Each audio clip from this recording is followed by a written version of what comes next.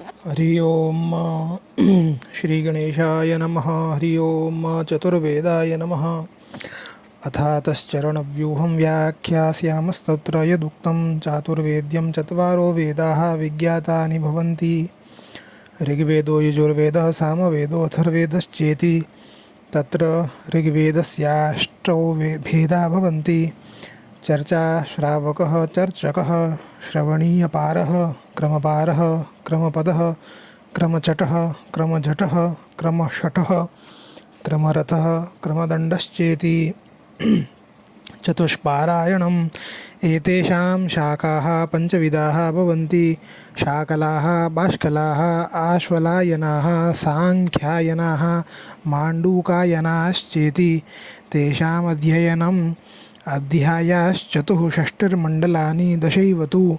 एकश्च एकवर्गश्च एकश्च नवकस्तथा द्वौ वर्गौ तु द्विरिचो ज्ञेयो न्यूनं तु च शतं स्मृतं। वर्गाणां परिसङ्ख्यातं द्वे सहस्रे षडुत्तरे सहस्रमेकं सूक्तानां निर्विशङ्कं विकल्पिनां। दश सप्तसु पठ्यन्ते सङ्ख्यातं वै पदक्रमम्। एकं शतसहस्रं वा त्रिपञ्चाशत्सहस्रार्धमेतानि च चतुर्दश वासिष्ठानामितरेषां पञ्चाशीतिः क्रमकाले तु वेष्टव्यम्। चतुस्त्रिंशत्सहस्राणि द्विखण्डानां सहस्राणां द्वात्रिंशति षोडशोत्तराश्चत्वारिंशत्सहस्राणि द्वात्रिंशतं चाक्षरसहस्राण्य रचां दशसहस्राणि रचां पञ्चशतानि च रचामशीतिः पादस्य एतत्पारायणमुच्यते। सहस्रमेकं पञ्चकानां शतमूनविंशतिः सप्तकानां द्वे च सप्तोत्तरे शते चतुर्रच त्रीणि च शतानि षट्कानां त्रीण्यं षष्टिरष्टकानां शाकल्यदृष्ट्या पदलक्षमेकं सार्धन्तु वेदे त्रिसहस्रयुक्तं शतान्यष्टो षड्विंशतिपदसङ्ख्याः प्रकीर्तिताः इति शौनकीये चरणव्यूह परिशिष्टे प्रथमा खण्डिका। यजुर्वेदस्य षडशीतिर्भेदा भवन्ति। तत्र चरकानां द्वादशभेदाः भवन्ति। चरका आहण्णरकाः कटाः प्राच्यकटाः कपिष्ठलकटाः श्चारायणीयाः वारायणीयाः वार्तान्तवीयाः श्वेताः अश्वतराः औपमन्यवः पाताण्डनीयाः मैत्रायणीयाश्चेति। तत्र मैत्रायणीयानां षड्भेदा भवन्ति। मानवाः वाराः दुन्दुभाश्चागलेयाः हारिद्रेवीयाः श्यामायनीयाश्चेति। तेषामध्ययनं द्वे सहस्रे शते न्यूने मन्त्रे वाजसने यके ऋग्गणः परिसङ्ख्यातस्ततोऽन्यानि यजुङ्गुखि चाष्टौ शतानि सहस्राणि चाष्टाविंशतिरन्यान्यधिकश्च पादमेतत् प्रमाणम्। यदुषाहि केवलं सबालखिल्यं स शुक्रियं ब्रह्माणं च चतुर्गुणं। तत्र तैत्तिरीयकानां द्विवेदाः भवन्ति। आखेयाः खाण्डिकेयाश्चेति। तत्र खाण्डिकेयानां पञ्चभेदाः भवन्ति। कालेता शाट्यायनी हिरण्यकेशी भारद्वाज्यापस्तम्भीश्चेति। तेषामध्ययनमष्टादश यजुः सहस्राण्यधीत्य शाखापारो भवति। तान्येव द्विगुणान्यधीत्य पदपारो भवति। तान्येव त्रिगुणान्यधीत्य क्रमपारो भवति। षडङ्गान्यधीत्य षडङ्गविद् भवति। त्रिगुणं पठ्यते यत्र मन्त्रब्राह्मणयोः सह यजुर्वेदः स विज्ञेयशेषाः शाखान्तराः स्मृताः। शिक्षाकल्पो व्याकरणं निरुक्तं छन्दो ज्योतिषमिति षडङ्गानि। छन्दः पादौ तु वेदस्य हस्तो कल्पोऽत कथ्यते। ज्योतिषां नयनं चक्षुर्निरुक्तं श्रोत्रमुच्यते। शिक्षाघ्राणं तु वेदस्य मुखं व्याकरणं स्मृतं। तस्मात् साङ्गमधीत्येमं ब्रह्मलोके महीयते।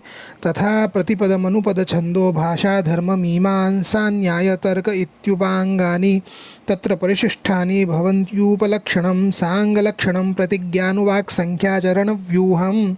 श्राद्धकल्पशुल्बकानिः पार्षदः मृग्यजुः घुघि इष्टकापूरणं प्रवराध्यायोक्तशास्त्रं क्रतुसङ्ख्यानिगमा यज्ञं पार्श्वहौत्रिकं प्रसवोत्थानं कूर्मलक्षणमित्यष्टादश परिशिष्टानि भवन्ति।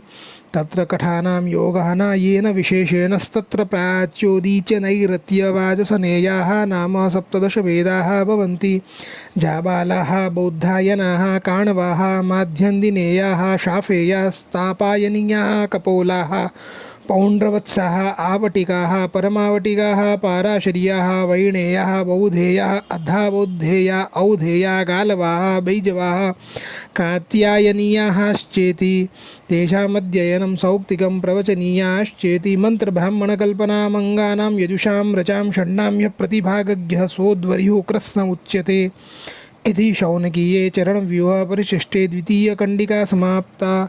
सामवेदस्याखिलसहस्रभेदमासीत् तेष्वनाध्यायेष्वधीयानाः ते शतक्रतुर्व्रजेणाभिहता प्रनष्टाः शेषान् व्याख्यास्यामः प्रवक्ष्याम्या सुरायणीया वासुरायणीयाः आञ्जलिरुग्रे नवेयाः प्रान्तरेयः प्राचीनयोग्याश्चेति।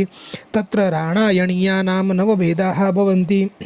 राणायनीयाः शाट्यान्तवेयाः शाट्यमुद्गलाः खल्वलाः महाखल्वला लाङ्गूलाः शार्दूलाः कौथमाः गौतमाश्चेति। तत्र कौथुमा नाम 6 भेदाः भवन्ति।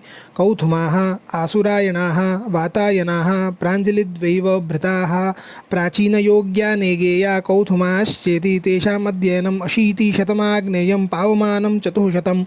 ऐन्द्रेन् तु 6 गायन्ति सामगाः तानधीत्य चण्डात् प्रचण्डतरो भवति। शिष्टान्यधीत्य 26को भवति।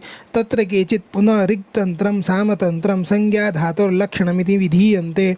8 सामसहस्राणि सामानि च 14 90 बालखिल्यकं सरहस्यं ससूर्पणं प्रेक्षस्तत्र बालखिल्यकाः सरहस्यं ससूपर्णं प्रेक्षस्तत्र बालखिल्यकाः सारण्यकानि सौर्याण्येतत्सामगणं स्मृतम्। इति शौनकीये चरुणव्यूह परिशिष्टे तृतीया खण्डिका समाप्ता। अथ चतुर्थखण्डः प्रारभ्यते।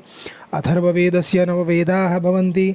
पिप्पलाः शौनकाः दामोदात्तोत्तायनाः जाबालाः ब्रह्मपलाशाः कुनखी देवदर्शी चारणविद्याश्चैति। तेषामध्ययनं 12 सहस्राणि पञ्चकल्पानि भवन्ति। कल्पे कल्पे 500 भवन्ति। नक्षत्रकल्पो विधानकल्पः संहिता विधेरविचारकल्पः शान्तिकल्पश्चेति। तत्र वेदानाम् उपवेदा भवन्ति। ऋग्वेदस्यायुर्वेदोपवेदः यजुर्वेदस्य धनुर्वेदोपवेदः सामवेदस्य गान्धर्ववेदोपवेदः अथर्ववेदस्यार्थशास्त्रचेत्याह भगवान् व्यासः स्कन्दो वा। य इमे वेदाश्चत्वारस्तेषाम् एकैकस्य कीदृशं रूपं वर्णं विधोच्यते। ऋग्वेदस्य पद्मपत्राक्ष सुविभक्तिः सुग्रीवः किञ्चित् केशश्मश्रुः प्रमाणो द्विरत्निमात्रः श्वेतवर्णो वर्णेन कीर्तितं प्रमाणं तावत्तिष्ठन् वितस्तिः 5। यजुर्वेदस्य पिङ्गाक्षः कृशमध्यः स्थूलगलकपोलस्ताम्रायितवर्णः कृष्णवर्णो वा काञ्चन नयन आदित्यवर्णो वर्णे वा प्रादेशमात्रो षड्दीर्घत्वेन। सामवेदो नित्यं स्रग्वी सुप्रयतः शुचिवासीः क्षौमीदान्तो बृहत्शरीरः शमीदण्डी कातरनयनः आदित्यवर्णो वर्णेन नवरत्निमात्रः। अथर्ववेदस्यस्तीक्ष्णः प्रचण्डः कृष्णः कामरूपी विश्वात्मना विश्वकर्ता क्षुद्रकर्मा स्वशाखाध्यायी प्राज्ञश्च महानीलोत्पलवर्णो वर्णेन 10रत्निमात्रः। ऋग्वेदस्यात्रेयसगोत्रः सोमदेवत्य गायत्री छन्दः। यजुर्वेदस्य काश्यपसगोत्रः मिन्द्रदेवत्य तुष्टुपछन्दः। सामवेदस्य भारद्वाजसगोत्रः रुद्रदेवत्या जगती छन्दः। अथर्ववेदस्य वैतानसगोत्रः ब्रह्मदेवत्यानुष्टुप् छन्दः। य इमे वेदानां नामरूपगोत्रं प्रमाणं छन्दो देवत्यं वर्णं वर्णयन्ति। अविद्यो लभते विद्यां जातस्मरोऽथ जायते। जन्मनि जन्मनि वेदपारगो भवति जन्मनि जन्मनि वेदधारको भवति। अव्रती व्रती भवेत् भवेत्यप्रहितः प्रहितो भवति अब्रह्मचारी ब्रह्मचारी भवति जातिस्मरो जायते नमः शौनकाय नमः शौनकाय ॐ नमः शौनकाय ॐ नमः शौनकाय य इदं चरणव्यूहं श्राद्धकाले सदा पठेत् अक्षयं तद्भवेत् श्राद्धं पितृंश्चैवोपतिष्ठति य इदं चरणव्यूहं गर्भिणीं श्रावयेत् तस्त्रियं पुमांसं जनयेत् पुत्रं सर्वज्ञं वेदपारगं योधीते चरणव्यूहं स विप्रः पङ्क्तिपावनः तारयत्यखिलान् पूर्वान् पुरुषान् सप्त सप्त च य इदं चरणव्यूहं पर्वसु श्रावयेद्विजः धौतपाप्मा विनिर्मुक्तो ब्रह्मभूयाय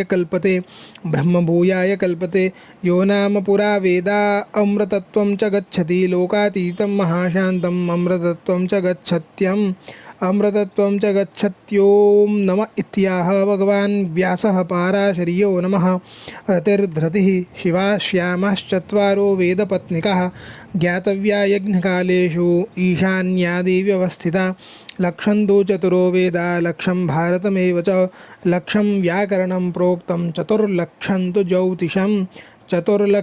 ज्योतिषम् इति शौनकीये चरणव्यूह परिशिष्टे चतुर्थी कंडिका समाप्ता चरणव्यूहं सम्पूर्णम् श्री गुरु अर्पणमस्तु दक्षिणामूर्तये नमः।